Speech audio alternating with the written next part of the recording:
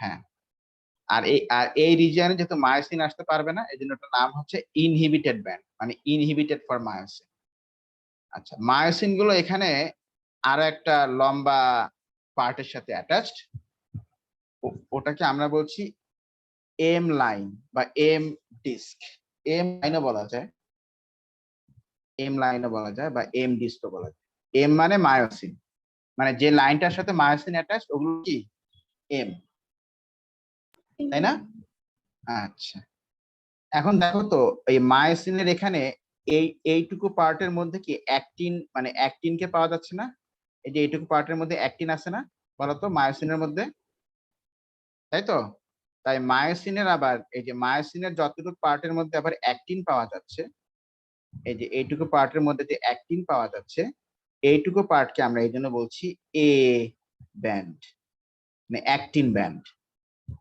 কি ব্যান্ড বলতো? A band. A for actin, A for actin. তাহলে মাসল কন্ট্রাকশনের পার্টটা বুঝতে পেরেছো? জি স্যার। হ্যাঁ।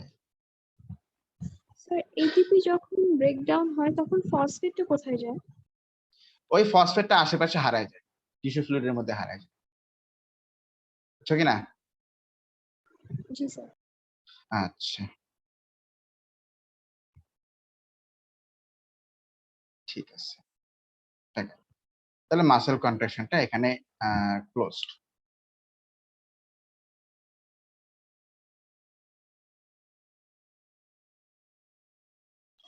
মাসল কন্ট্রাকশনটা গেল।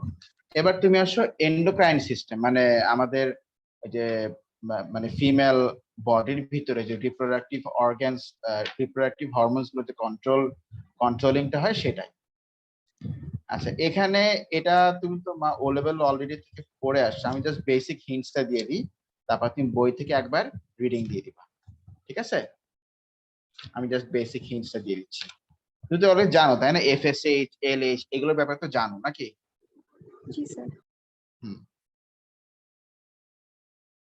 এটা হয়ে গেলে আমি তোমাকে 1 আওয়ার টাইম দিব, 1 আওয়ার টাইমের মধ্যে তুমি এই চ্যাপ্টারটা পুরোটা পড়বে, তারপর আমি নিউ চ্যাপ্টার শুরু করব, ঠিক আছে? Okay sir. রিপ্রোডাক্টিভ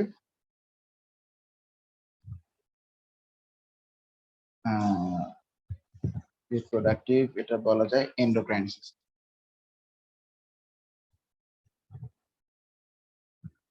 যদি আমরা এটা নিয়ে আরো ডিটেলস পাবো সামনের চ্যাপ্টারে, ওই যে ইনহেরিট্যান্ট চেঞ্জের ভিতরে, যে কখন কি হরমোনাল চেঞ্জের কারণে কি হচ্ছে, রিপ্রোডাক্টিভ এন্ডোক্রাইন সিস্টেম।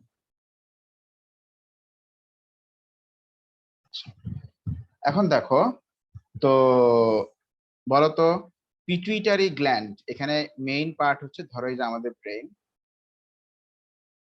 এটা কেমন ব্রেন, ধরো যে ব্রেইনের ফ্লোরে এখানে কি থাকে, পিটুইটারি গ্ল্যান্ড থাকে, পিটুইটারি গ্ল্যান্ড থাকে।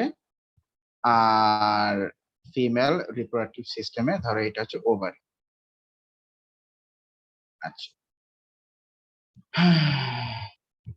তো এখান থেকে কিভাবে শুরুটা হয় সেটা আমাদেরকে একটু জানতে হবে। দেখো তো এখান থেকে একরকম হরমোন ফার্স্টে তৈরি হয়, যার নাম হচ্ছে এফএসএইচ। এফএসএইচ এর ফুল ফর্ম কি বলতো? Follicle stimulating hormone.